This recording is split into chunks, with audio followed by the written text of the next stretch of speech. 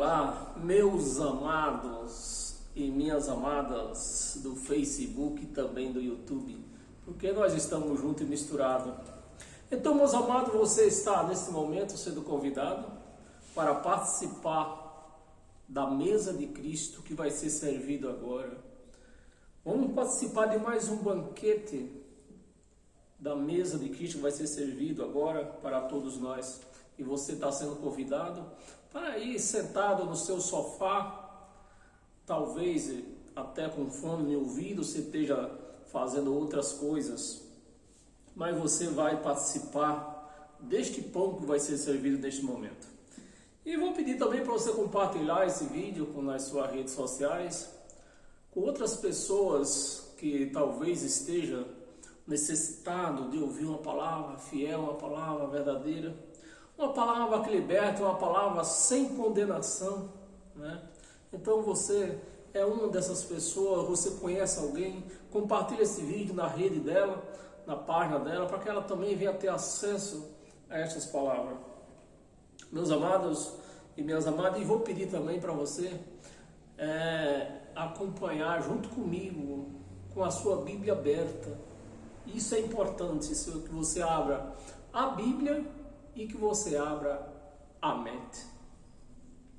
Meus amados, eu não sei, eu tenho aqui o título do estudo que nós vamos adentrar agora, é Graça ou Enriquecimento da Plenitude Espiritual. Isso nós vamos adentrar agora, né? Vou repetir o que nós vamos entrar agora, o estudo que nós vamos entrar agora. Graça ou enriquecimento da plenitude espiritual. Mas, meus amados, eu tenho, como você já está convidado, é lógico, para domingo, a partir das 8 horas da manhã, nós estamos juntos também neste pão, nesta mesa, reunidos, todos sentados nesta mesa, para participarmos deste pão. Agora, eu não sei se eu devo falar o título do pão de domingo, porque se eu falar, eu sei que ninguém vai assistir, né? Acho que eu vou falar assim mesmo. Bem, assista quem quiser. Mas o título do estudo que nós vamos adentrar domingo, a partir das 8 horas da manhã, é: nenhum crente vai morar no paraíso. Esse é o título do estudo de domingo, que já está separado. Nenhum crente vai morar no paraíso. Domingo nós desenrolamos isso aí. Então, meus amados, sejam todos bem-vindos, sejam todos abençoados pela graça de Cristo. E abra a sua Bíblia e vamos adentrar nesse estudo. Eu quero ser rápido, né? Eu até estou um pouco meio cansado, porque eu cheguei do trabalho. Mas isso não me dá o direito de deixar você ser um pedacinho desse pão, né, que nós vamos servir agora. Abra sua Bíblia em Colossenses.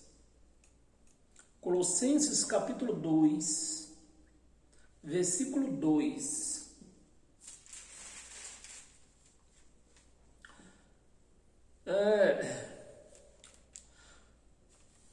Versículo 2. Vamos ver como é que tem o nome aqui. Vamos começar do versículo 1. Colossenses capítulo 2, versículo 1. Nós vamos ler o 1 e o 2. Gostaria, pois, que soubesses quão grande luta venho mantendo por vós. Isso foi as palavras de Paulo, e eu também faço uso destas palavras para falar para você, meu amado e minha amada, da minha luta que eu venho tendo para manter você esclarecida deste Evangelho de Cristo, o único Evangelho que nos fortalece, que nos sustenta nos mostra quem é Deus, nos mostra aonde nós estamos sentados, na palma da mão do Pai, da onde ninguém pode nos tirar. Então eu tenho feito muitos esforços, chego às vezes cansado do trabalho, mas o meu desejo é que você compartilhe dessa sabedoria junto comigo, né? A sabedoria do Evangelho de Cristo. E assim como também aos domingos eu tenho me esforçado, me levanto cedo para levar até a você essa sabedoria do Evangelho. Então, foi as palavras de Paulo que tem se esforçado por vós, assim como eu também tenho me esforçado por vós. Pelo Laodicenses, né? Pelos Laodicenses, Paulo pregando. Paulo pelos Laodicenses e eu pelos brasileiros e por você de outras nações também. Também tenho me esforçado por vocês. E por quantos não me viram, eu nunca, talvez, você é uma pessoa que está assistindo esta palavra, talvez nem sequer você saiba do meu nome direito. Meu nome é Edival Teles. Eu moro em São Paulo, na cidade de Francisco Morato, aqui no Brasil, para você que é de outras nações, outros países. Então, meus amados, eu tenho me esforçado para isso, para levar até você esta palavra. Que palavra é esta que dentro de uma chamada igreja não se encontra. Eles ocultam estas palavras, porque são palavras que libertadoras, né? Pelos Laodicenses e eu por você brasileiros e por você de outras também, de outras nações, com certeza. E por quanto não me viram face a face, né? Nunca me viram face a face. Mas não importa se você nunca me viu face a face, porque você é uma igreja de Cristo. E a igreja de Cristo, ela não é física, apalpável. A igreja de Cristo, depois do ano 70, ela se tornou uma igreja espiritual. Então, aonde tiver uma ou mais pessoas reunidas nesta palavra, não na minha, eu não tenho nada a oferecer para você, mas reunido nesta palavra, você é uma igreja de Cristo, você está em comunhão com Cristo, você está junto com Cristo, porque é a igreja dele, é ele que vai ministrar isso aqui, é ele que ministra isso na sua mente, é ele que vai fazer você entender esse evangelho. Por mais que eu me esforce para fazer você entender estas palavras, eu não conseguiria e nem tenho conseguido. Eu tento, né? Eu tento fazer as pessoas entenderem, assim como eu tentei fazer as pessoas entenderem os 4 cavalheiros do Apocalipse, né? Bem, vamos continuar. Laodicenses, e por quantos não me viram face a face, versículo 2, para que o coração deles seja confortado e vinculado juntamente em amor, e eles tenham toda a riqueza,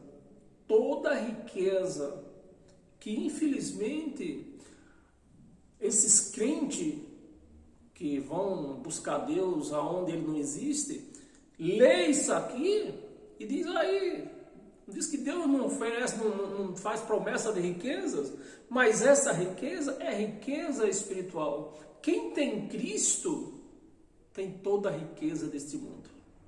Tem muitos, como o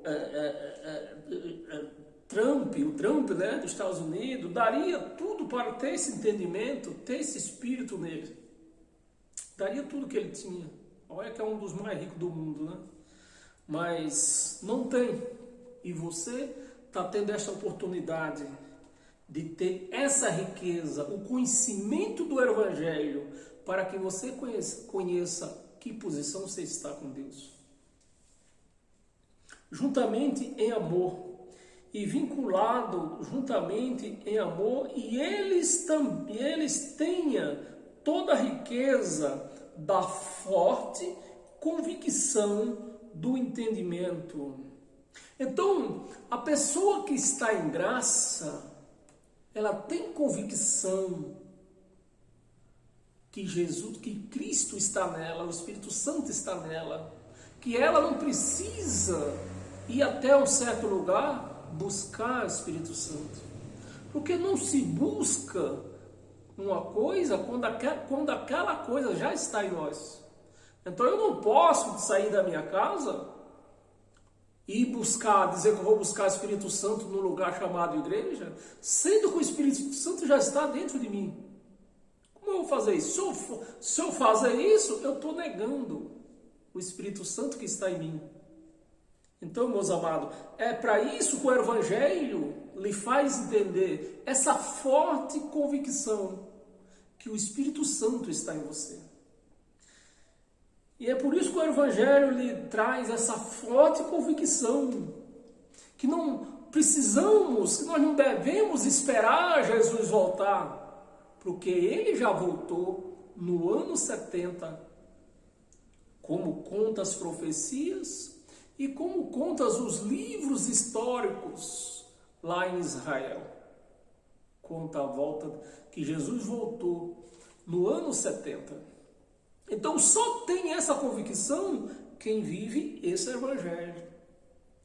Quem vive lei, Velho Testamento, essas coisas aí, não tem essa convicção. Por isso que fica postando todo dia, toda hora nessas redes sociais. Jesus está voltando, Jesus está voltando, Jesus está voltando e nunca chega. Nunca chega. 2000 anos já se passaram e nunca chegou. Aliás, não vou dizer 2000 anos, porque ele veio no ano 70. No ano 70 ele chegou, mas só que os evangélicos ficam nessa agonia aí, né? Por quê? Eles não têm a convicção do entendimento do Evangelho. Para compreenderem plenamente o ministério de Deus em Cristo. Ministério de quem? De Valdomiro? De Bispo Macedo? De R.S. Soares? De Silas Malafaia? Não. O ministério de quem? Ministério de Deus. De Deus. Cristo. Né? Cristo que está em nós. Então, é na nossa mente que ele ministra este Evangelho. Nossa mente plenamente em Cristo. Nós íamos ler até o versículo, eu prometi ler até o versículo 2, para que nós não se alongue mais, né?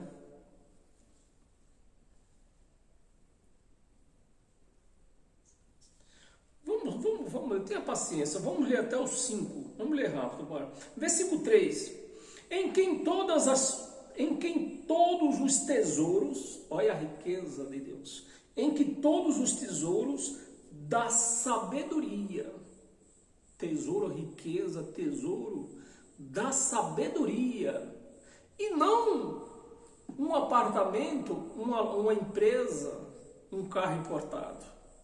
Isso não nos traz sabedoria de Deus. Tesouros da sabedoria, do conhecimento, estão ocultos. Então, esses conhecimentos do Evangelho de Cristo só tem quem vive em graça. Quem vive na lei não tem esse conhecimento. Versículo 4. Assim digo, para que ninguém vos engane com raciocínio, o que eu tenho feito toda semana, né, um vídeo comentando sobre raciocínio, né, que vos não engane com raciocínio falazes, né, pois embora ausente quanto ao corpo, ausente quanto ao corpo, contudo em espírito estou convosco. Então, nós estamos participando deste pão. No corpo, nesse corpo mortal, nós estamos ausentes, mas no espírito nós estamos juntos, nós estamos em comunhão. A igreja de Cristo está sempre em comunhão, 24 horas por dia. Porque agora eu estou aqui, mas alguém antes de mim, depois de mim vai estar. Algum lugar deste mundo vai estar.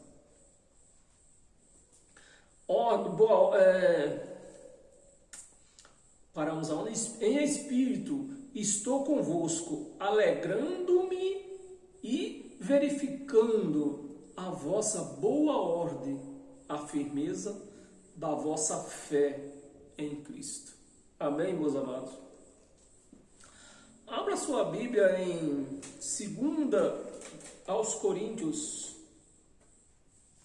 2 aos Coríntios, capítulo 11. Capítulo 11, versículo 14. Eu quero que você preste bem atenção nesse versículo que nós vamos ler agora, porque é um versículo que tem enganado multidões. Tem enganado esse versículo multidões. Quando se prega esse versículo, porque eles só pregam esse versículo separado, isolado dos outros, né? Então, quando se prega este versículo isolado, desvia multidões de pessoas de Deus, da sabedoria de Deus, né? Desviar de Deus é bem importante que nós entendamos isto. Desviar de Deus, ninguém pode desviar de Deus. Ninguém. O que é que o povo tem se desviado? Do entendimento. Tem se desviado do entendimento. Porque de Deus ninguém se desvia. Porque está escrito, se nós descermos no fundo do mar, eles dão ordem às baleias para nos pegar lá. Se nós subir, de lá eles jogam-nos para o chão. Não tem como se desviar de Deus. Aonde nós estiver escondido, Deus sabe aonde nós estamos. E está vendo onde nós estamos. Agora, desviar do entendimento, isso é verdade. Então, é o que tem acontecido. Esse tal chamado pastor tem desviado a igreja de Cristo do entendimento de Deus. Isso é verdade. Versículo 14. Vamos ler e preste atenção no que é que diz o versículo 14. Versículo 14. E não é de admirar, porque o próprio Satanás, olha só, Paulo pregando isto. Aí é preciso de entendimento. É preciso dessa riqueza que tem nos feito nos entender, né? Bem, Paulo falou isso aqui, né? Então não é de se admirar, porque o próprio Satanás se transforma em anjo de luz. Em anjo de luz. Então, quando se prega um versículo isolado desse, dentro de uma igreja com mais de 5.000 pessoas, o que vai pensar aquelas 5.000 pessoas? Aí, ó, Satanás. Paulo pregando Satanás. Mas nós já temos, você que vive em graça, com certeza já teve esse entendimento, esse esclarecimento, que Satanás, a palavra Satanás quer dizer do hebraico, contra, né? Oposto. Então não é um ser, Satanás não é um ser de tridente. Mas o que é? É um adjetivo. Então, tudo que está oposto a outra coisa pode ser chamado de Satanás. Foi o que aconteceu com Pedro. Pedro estava oposto o que Jesus estava falando, que ia para Jerusalém e lá ia ser morto. Pedro disse, não, nós não vamos deixar, não. Então Jesus chamou ele de que? Sai, Satanás. Não é que Pedro era um Satanás, é que Pedro naquele momento ele estava oposto ao que Jesus estava falando. E também o próprio Evangelho diz que o Espírito, lá na frente nós vamos passar por isso aqui também, o Espírito milita contra a carne e a carne contra o Espírito. Então, neste caso aqui, quem é o Satanás aqui? A carne. A nossa carne, que é contra as coisas espirituais de Deus. Não existe Satanás tridente. Deus não criou esse ser. Se Deus tivesse criado esse ser, estava aqui, denominado aqui na Bíblia. Mas não tem isso denominado na Bíblia. Isso foi uma coisa que a igreja romana desenhou e a igreja evangélica deu vida para ele.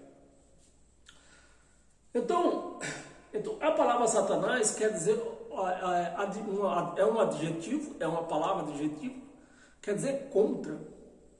Um adjetivo contra qualquer assunto, contra outro assunto. Do grego, Satanás quer dizer isso, né?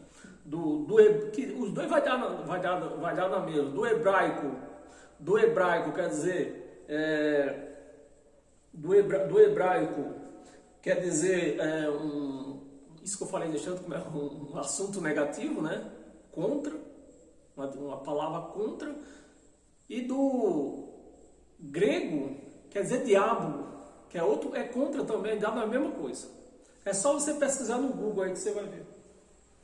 Então, meus amados, é isso que tem acontecido dentro das igrejas evangélicas. Os pastores, para dar vida a esse Satanás dentro da igreja deles, então eles pegam este versículo e lê esse versículo isolado para a igreja. Aí a igreja toda cresce, achando que tem um Satanás mesmo, mas não tem um Satanás. Aquilo que está perseguindo ela, que nem eles dizem, não é um Satanás, é a carne. É a carne que nunca está a favor do Espírito, nunca está a favor, está contra.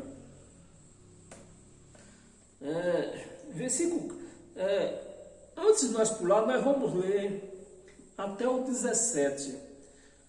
Mas antes de nós dar prosseguimento nesse versículo 15 em diante, eu vou pedir para você voltar o versículo 7. Vamos voltar a partir do versículo 7, para nós entender quem é esse Satanás. Para nós entender quem é ele. Então, volta no versículo 7. Versículo 7, mais em cima, né?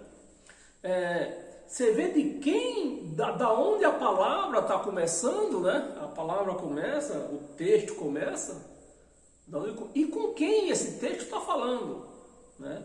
Quem está falando aqui é Paulo, agora com quem que ele está falando, né? Cometi eu, porventura, algum pecado? Era Paulo pregando aos Coríntios, né? Algum pecado? Pelo fato de viver humildemente?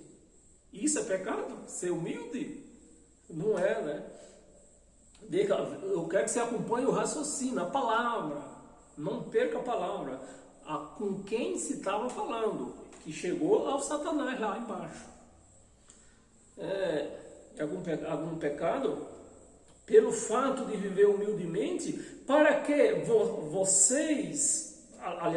para que fosses vós exaltado, visto que gratuitamente vos anunciei o Evangelho de Deus. Gratuitamente, é o que eu faço. Anuncio esse Evangelho gratuitamente. Gratuitamente o Evangelho de Deus. Versículo 8. Despojei outras igrejas, ou seja, Paulo passou por outras igrejas. Eu quero que você preste bem atenção para você chegar na certeza quem era o Satanás que Paulo falou aqui. né? De quem é essa, de quem era. Nós vamos chegar lá. Despojei outras igrejas recebendo salário. Então, antes, Paulo também recebia salário igual os pastores hoje aqui recebe salário. Então, Paulo recebia salário. Ele está dizendo aqui que recebia salário. Mas isso pesou na consciência dele, né? Coisa que infelizmente não pesa na consciência dos pastores hoje.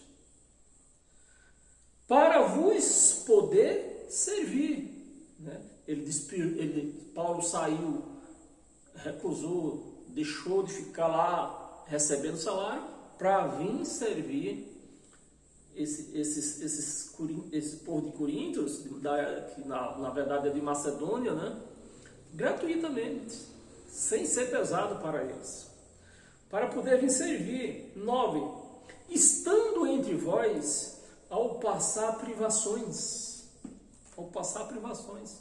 Então Paulo deixou, vamos entender, Paulo deixou a igreja, recebia salário para se manter, né?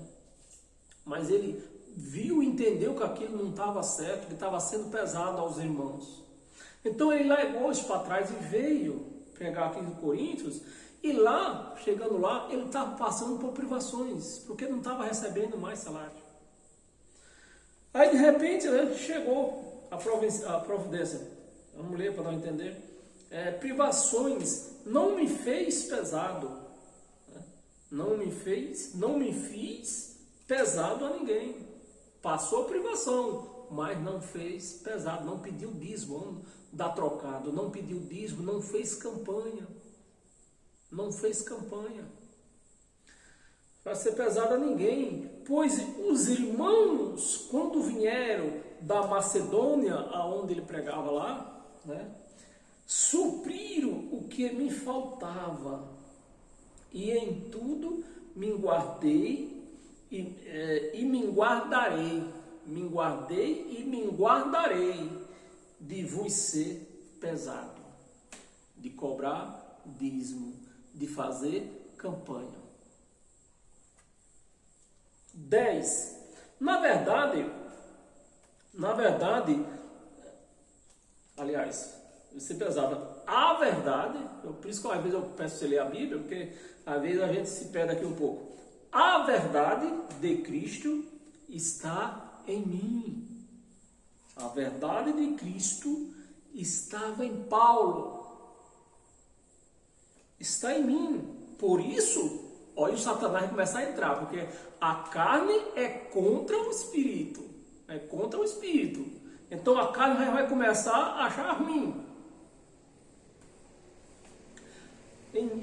Por isso, não me será tirada esta glória de pregar a verdade sem ser pesado aos irmãos.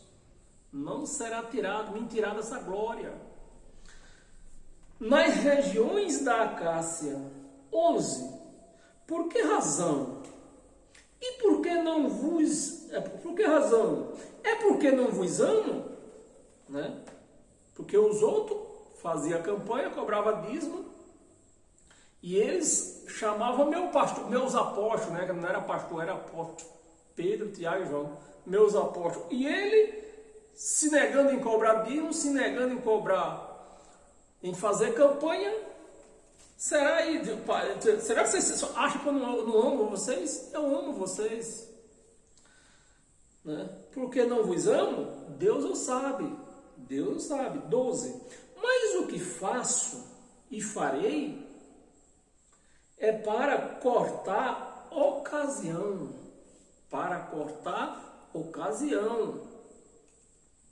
Aqueles, olha que está acabando, está saindo. Aqueles que a buscam com o intuito de serem considerados iguais a nós, a Paulo e o seu povo, que pregava o evangelho da graça. Então, os outros aqui, ó, quem era que queria ser iguais? Paulo Quem era que queria ser iguais? Pedro, Tiago e João. É deles que Paulo está falando. É deles que Paulo está falando. Aí vamos continuar. Busca com o intuito de serem considerados iguais. Então, eles pregando lei, queria ser considerado a Paulo que pregava a graça. É isso que está acontecendo hoje. Tem gente aí pregando lei e quer ser considerado a nós que prega a graça. Quer ter o mesmo entendimento pregando lei e não vai conseguir nunca. Considerados iguais a nós, naquilo em que se gloriam. Naquilo que se gloriam. Porque os tais. Eita, a internet caiu, eu acho. Eu encontrei alguns lugares perto de você. Não encontrou nada. Perdão, gente, é que a internet caiu e... Bem, vamos continuar. Nós estávamos no 12, né? Aqueles que o buscam com o intuito de serem considerados igual a nós, naquilo em que se gloriam. Eles se gloriavam quando pregavam a lei, pregar dízimo, pegava batismo nas águas. Então ele se gloriava. E Paulo está descendo o rei neles aqui, já e Paulo vai chamar ele de Satanás. Aquilo que se gloriam, porque os tais são falsos apóstolos. Os tais, Pedro, Tiago e João, são falsos apóstolos. Obreiro fraudulentos,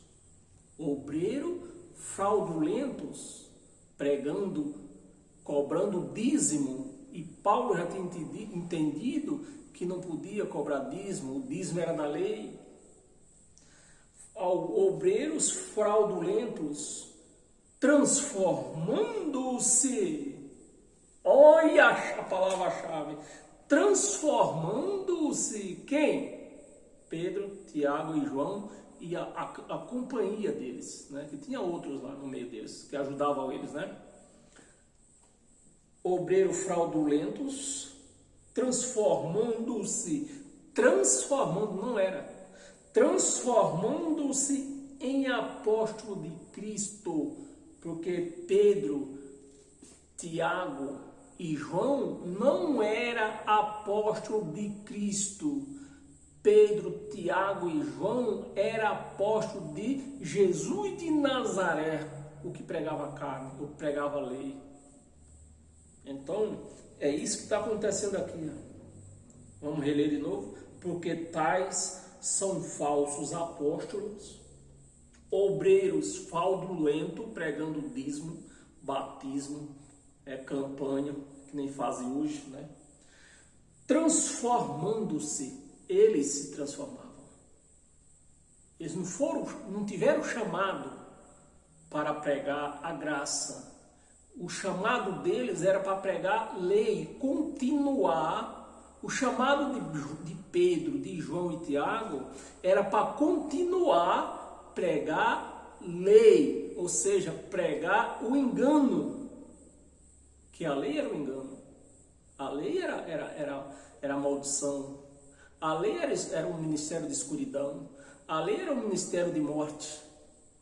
Então, e eles queriam ser que nem Paulo. E Paulo está descendo o rei neles aqui. Ó.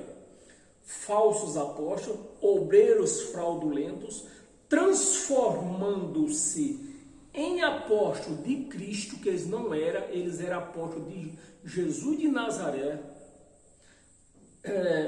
Então, ao 14. Então, aliás, desculpa. E não é de admirar.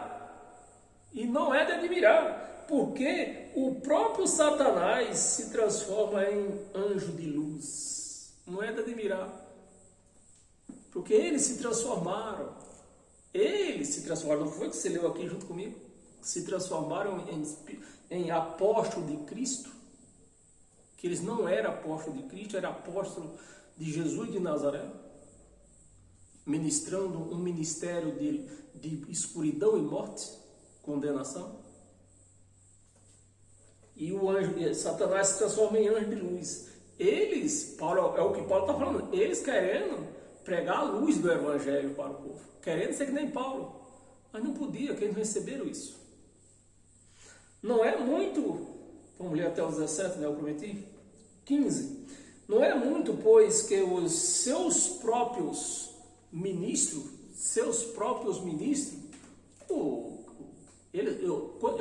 eu falo Pedro, Tiago e João, porque eles eram os principais apóstolos, mas tinham os seus cooperadores. Né? Os próprios ministros se transformem em ministro de justiça, e o fim deles será conforme as suas obras. Conforme as suas obras. O fim deles será conforme as suas obras. Pregou lei, vai pagar, porque lei era um ministério de escuridão e morte e maldição. A lei. Siga você ela se você quer. Vá lá em Gálatas. Gálatas capítulo 5, versículo 16 e 17.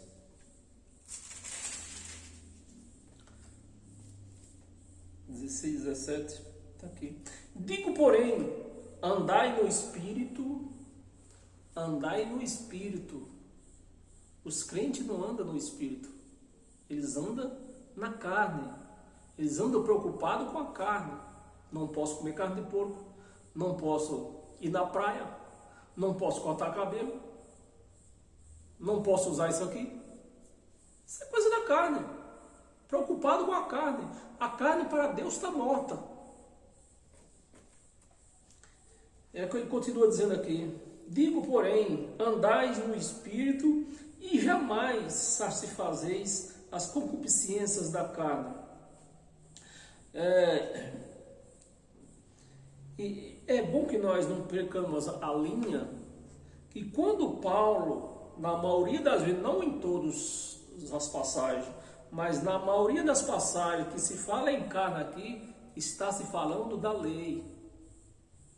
Da lei. Porque para se pregar, viver na carne, é viver, a palavra quer dizer viver na lei. Porque para cumprir a lei, precisava da carne. Todos os mandamentos, concupiscências que se tinha na lei, precisava da carne para fazer. Hoje não, hoje nós vivemos espiritualmente, não precisamos dessas coisas, não precisamos de óleo, não precisamos de batismo em água, tudo são coisas da lei. 17, porque a carne, é o que eu lembro que eu falei neste instante, que a carne é considerada um satanás, um demônio, assim como queria fazer, porque do grego, do grego para o hebraico, se dá no mesmo, né? Que do grego, quer dizer um assunto contra, o contrário, um adjetivo contrário. E do hebraico, que no final do entendimento, dá a mesma coisa. Que do hebraico, acho que do hebraico é Satanás, e do grego é diabo. Então dá a mesma coisa. Os dois é um assunto contrário. Assim como Jesus chamou Pedro de Satanás. Porque era a carne que estava falando. Pedro não estava entendendo que Jesus estava falando espiritualmente. A função de Jesus estava acontecendo em Jerusalém, o que ia acontecer, teria que acontecer, e Pedro não estava entendendo. E Jesus falou, sai Satanás, porque ele estava contra, a carne estava contra.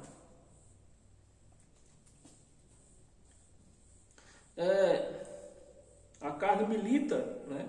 Porque a carne milita contra o Espírito. Então não tem essa paz entre a carne e o Espírito. Contra o Espírito. E o Espírito contra a carne. Mas quem é dos dois que está certo aqui? O Espírito.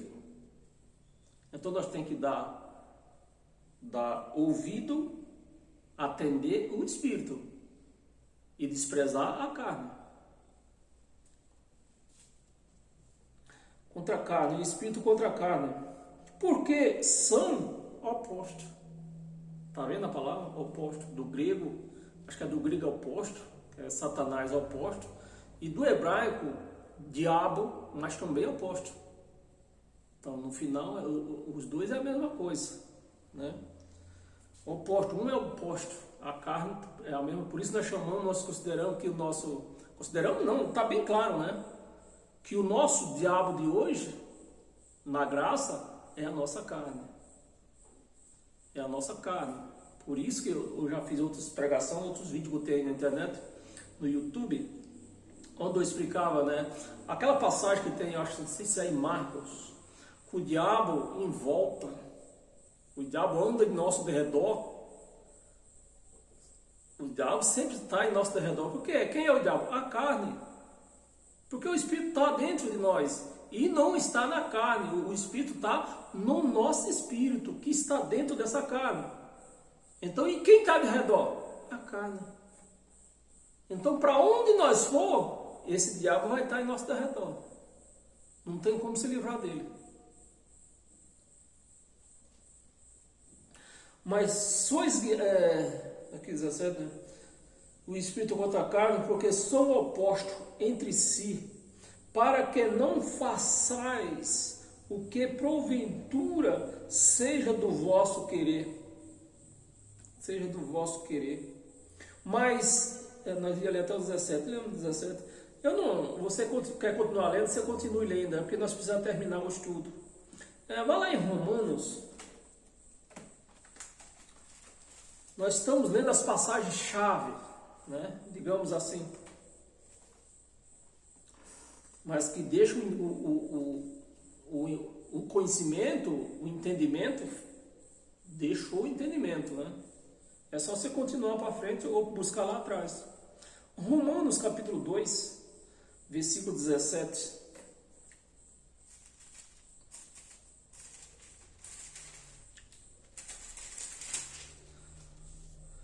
Se porém tu, que tens por sobrenome judeu, tu que tens por sobrenome judeu, e repousas na lei, ou seja, ou tu que tens sobrenome judeu e vive na lei, né? Repousas na lei, e te glorias, né, que nós lemos lá atrás, que Pedro, Tiago e João se gloriavam no que eles pregavam, e se glorias em Deus. Então Pedro se gloriava, e Tiago e João, porque eles tinham o ministério da lei, né, para continuar pregando lei, porque praticamente os judeus já tinham sido condenados, e Jesus não queria que eles entendessem isto. Então era preciso alguém continuar pregando lei. E foi isso que Pedro, João e Tiago faziam. Pregavam a lei. Então eles nunca tiveram esse entendimento do evangelho. Nem até hoje não tem. Os judeus, até acho que foi ontem mesmo, estava vendo um vídeo de um judeu, eles falam que não aceita o evangelho. Não aceita. Aceita se quiser. Mas a realidade é que o evangelho está aqui. E está para todos. Que nós... Deus não criou que havia duas nações, dois povos, judeu e gentio. Nem Deus continuou com os judeus, nem Deus continuou com o gentio. O que foi feito? O terceiro, cristão. E qual é a palavra do cristão? O evangelho. E não a Torá, que eles continuam firmado na Torá. 2 de Coríntios, volta lá em 2 de Coríntios, que nós estávamos no capítulo 11, volta no capítulo 10.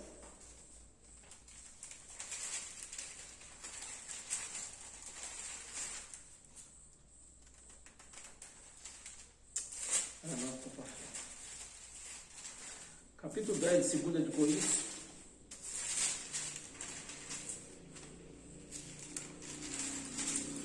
Versículo do 4 ao 6. Versículo 4. as armas da nossa milícia não são carnais. Não são carnais.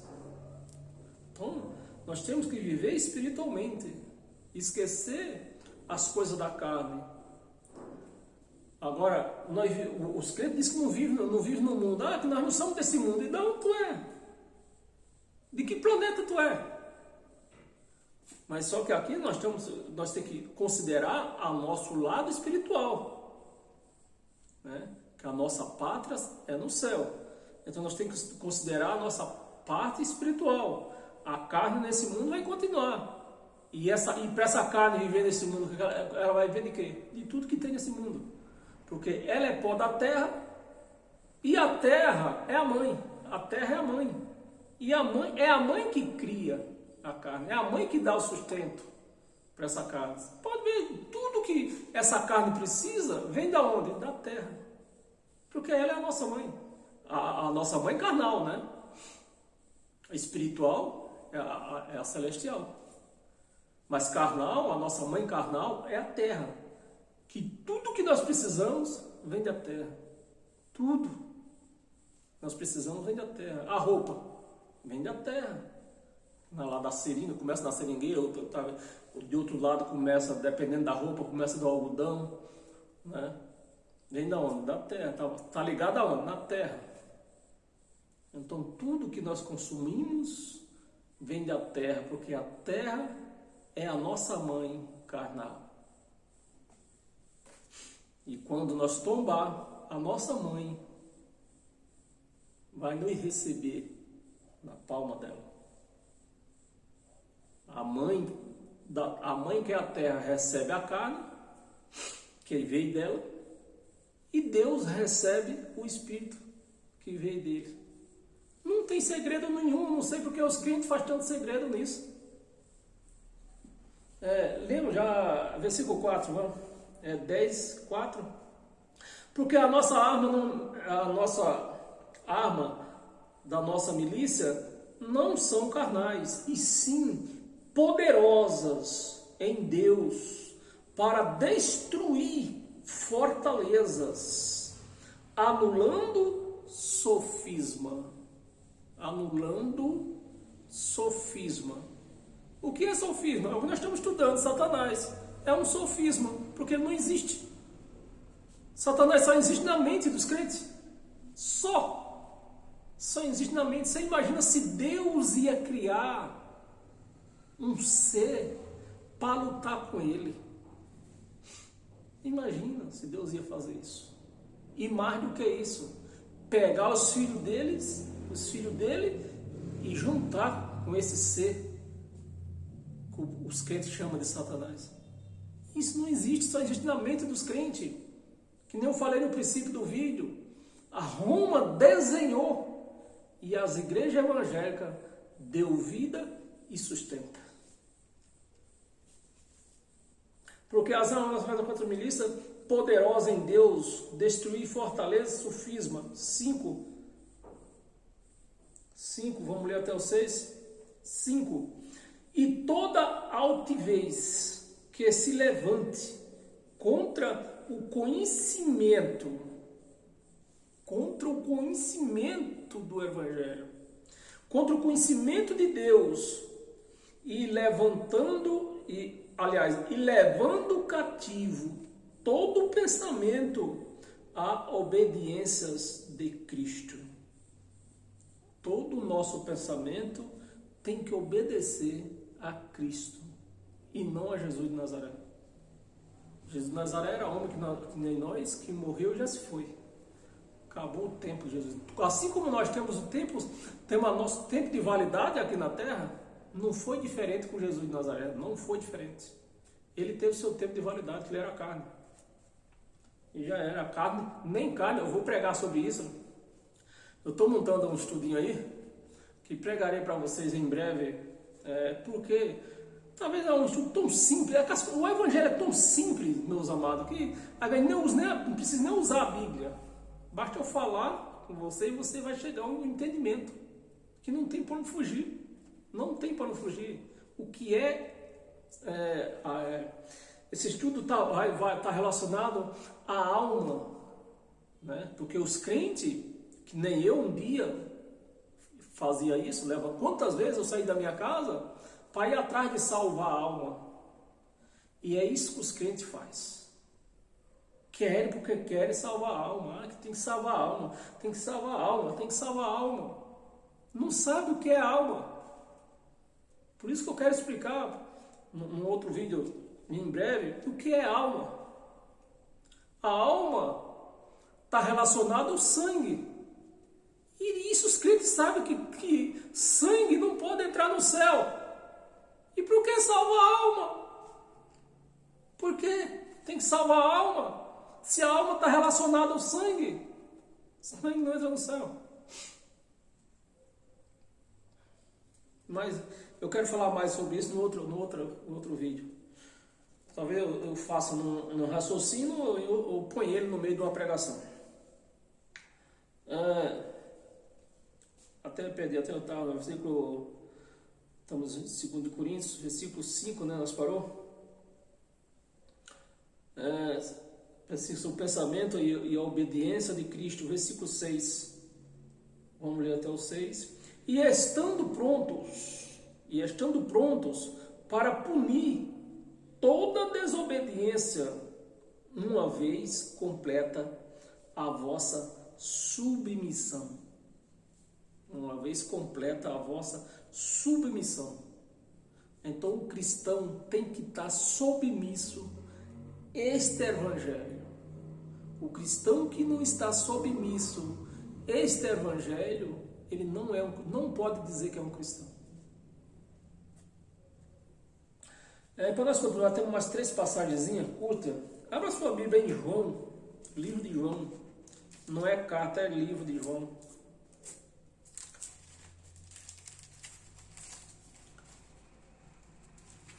João capítulo 6.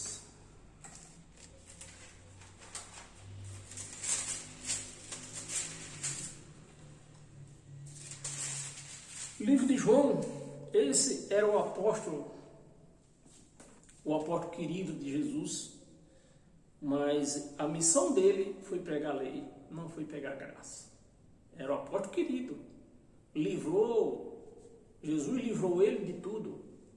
Todos os apóstolos foram matados, né? Mas João não. João foi preservado, ele morreu de velhice, mas não conheceu a graça. Tem riqueza melhor do que conhecer a graça, meus amados? Não existe isso. Não existe riqueza maior do que conhecer a graça de Cristo. Então João era o apóstolo querido de Jesus, livrou de tudo. Livrou do caldeirão de óleo quente. Quem conhece essa passagem? Que João, por isso que o povo diz, se você tiver um pouquinho de paciência, vai dar menos de uma hora. Existem algumas passagens bíblicas que os crentes acham que é porque ora, é porque dobra os joelhos. Por exemplo, Daniel, ele orava 3 vezes por dia. Os crentes querem fazer isso também. Daniel vivia na lei, meus amados.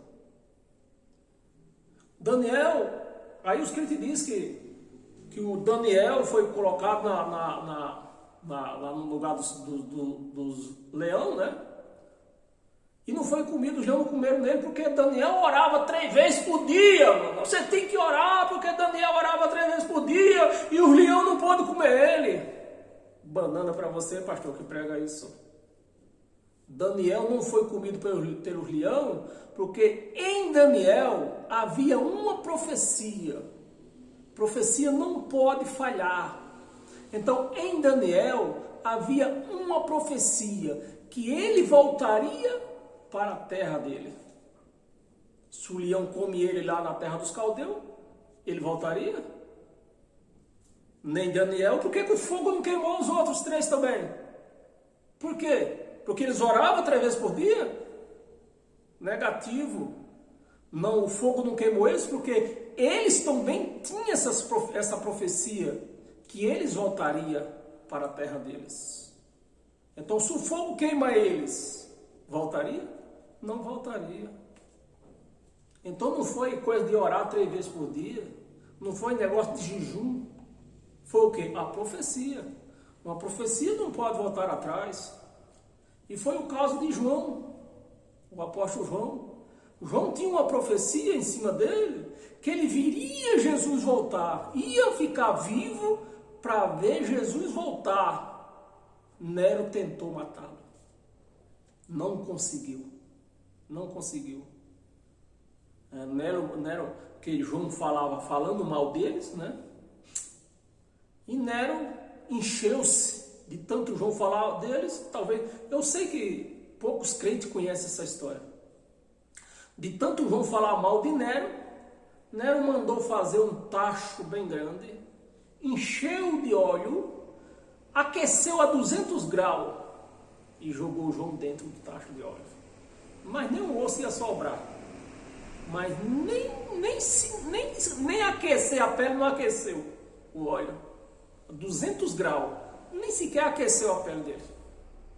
Por quê? Existiu a profecia que ele ia ver Jesus voltar. E viu. Jesus voltou no ano 70. João morreu no ano 103. Então, o que foi que João orava? Com certeza João também orava 3 vezes por dia, porque ele era um judeu, tinha os costumes judaicos, vivia na lei, pregava a lei. Com certeza ele orava também, orava e jejuava. Mas foi isso que salvou ele do tacho de óleo? Não foi. Foi a profecia que João teria que estar vivo quando Jesus voltasse. Bem, nós abrimos o livro de João, capítulo 6, versículo 28 e 29.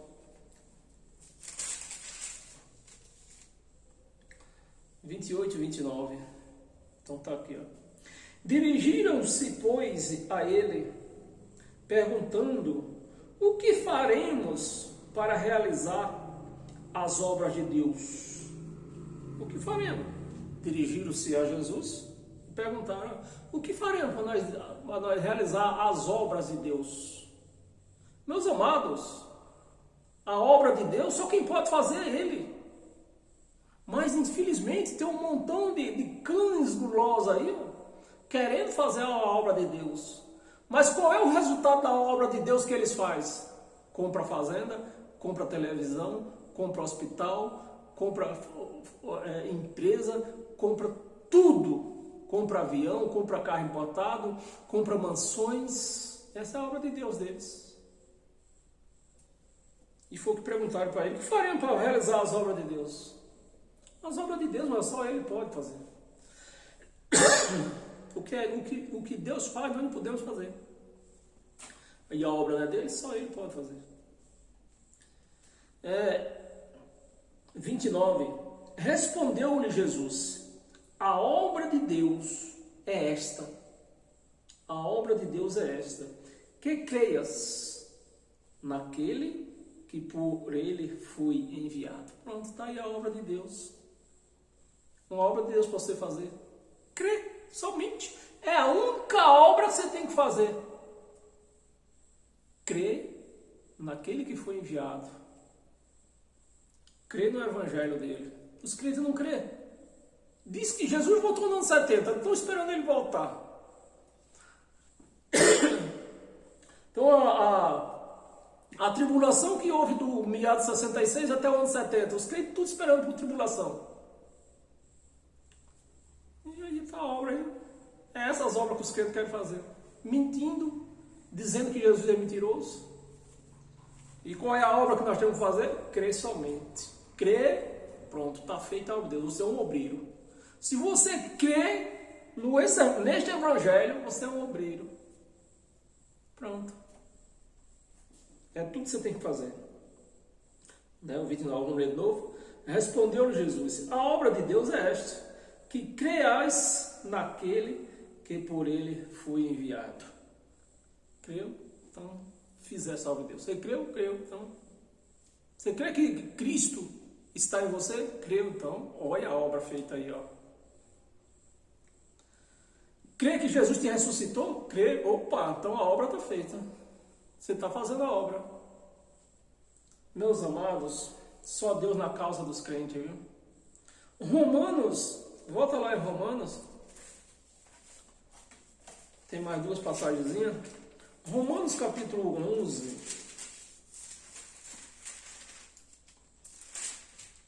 Versículo 34 ao 36.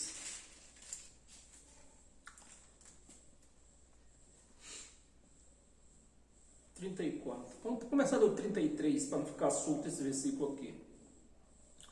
A profundidade da riqueza, tanto na sabedoria, né, tanto na sabedoria, como do conhecimento de Deus. Eu vejo uma aí fazendo curso de teologia, como se Deus fosse o professor.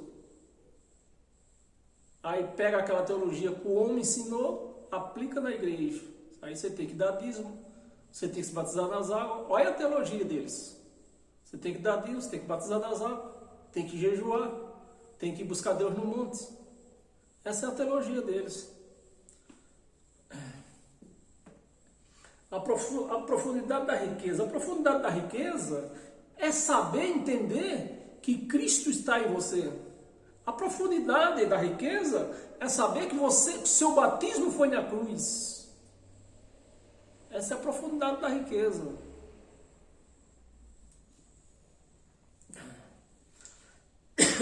Tanto na sabedoria como no conhecimento de Deus. Quão insondáveis são os seus juízos e quão inescrutáveis os seus caminhos. 34. Quem, pois, conheceu a mente do Senhor? Quem? Os professores de teologia conheceram a mente de Deus? Quem? Será que alguém podia aparecer aí e escrever? Ah, eu sei quem conheceu a mente de Deus. Quem foi que conheceu a mente de Deus? Quem, pois, conheceu a mente do Senhor? Ou quem foi o seu conselheiro? Quem foi o seu conselheiro? Cadê os apóstolos? Cadê os professores da escola dominical? Cadê os presidentes da igreja? Que não aparece aqui, ó. E dizer quem foi os conselheiros de Deus. Será que foi eles que foram os conselheiros de Deus? Infelizmente, mais de 80 milhões de pessoas do Brasil, só no Brasil, né? Estou falando em nível Brasil. Mais de 80 brasileiros seguem esses cães, seguem o erro desses cães, comendo a lavagem que esses cães dão.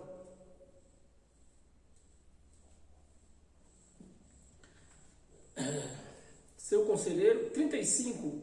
Ou quem primeiro deu para ele venha a ser restituído. Quem foi que primeiro deu para Deus? Quem? Quem? Para ser restituído. 36. Porque dele e por meio dele e para ele são todas as coisas. E a ele pôs a glória e a eternidade. Amém? É para ele a glória e a eternidade. Não é para homem. Eu sou o pastor. Eu sou o presidente da igreja. Eu sou o apóstolo. Eu sou o bispo. Eu sou o papa. Não, toda a honra, toda a glória é dele, porque a igreja é dele. E para nós encerrar hoje, com todas as sortes de bênção em todas as áreas das nossas vidas, abra sua Bíblia em Atos dos Apóstolos, capítulo 17.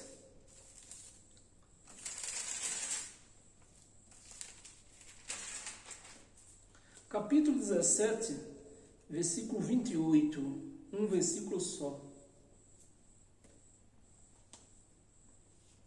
Versículo 28. Aqui, ó.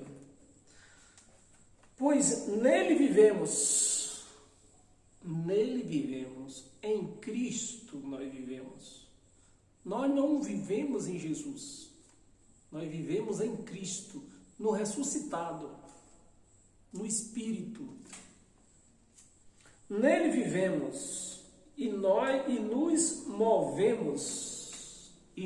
movemos, existimos como algum dos vossos poetas, tem dito, como alguns dos vossos poetas. Isso aí de vez em quando aparece um poeta que fica falando filosofando, né? Como é que chama a palavra? Eu só tenho a primeira série, perdoe, né? Com esse tipo de coisa, até as palavras bonitas, né? Quando se vive, a palavra é bonita quando se vive, mas infelizmente o povo escreve esses jargões nas redes sociais e não vive o que escreve. É que é isso aqui. Pois nele vivemos. Então se você crê que você vive nele, você está fazendo a obra dele. E nos movemos e existimos, como alguns dos vossos poetas têm dito, porque nele também somos gerados. Nele também fomos gerados. Então, se você crê assim, você é um obreiro de Deus. Você faz a obra dele. Essa é a obra dele. Então, meus amados, este é o pão que foi partido nessa noite, para que você chegue ao entendimento da riqueza, da profundeza e da riqueza de Cristo. Que você pare de comer na mão desses cães gulosos que só querem enriquecer às suas custas, dizendo que Jesus vai voltar, que você tem que esperar Jesus voltar lá dentro. Você não pode esperar fora, você tem que esperar lá dentro. Como se Jesus voltasse, né, na hipótese que Jesus voltasse, eles fossem direto se hospedar lá. Você imagina só. Meus amados, eu fico pé da vida quando eu me começo a imaginar essas besteiras que eu vivi por 31 anos.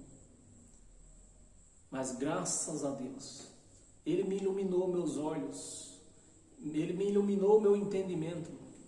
E hoje eu entendo e hoje eu enxergo que eu vivo nele e ele vive em mim. E nós dois somos um. Amém, pessoal? Então, se você crê nisso, você e Deus, você e Cristo, vocês são um só. E não precisa de homem. Amém? Paz eterna e até o próximo encontro. Sejam todos abençoados pela graça de Cristo. Ixi, não salvei.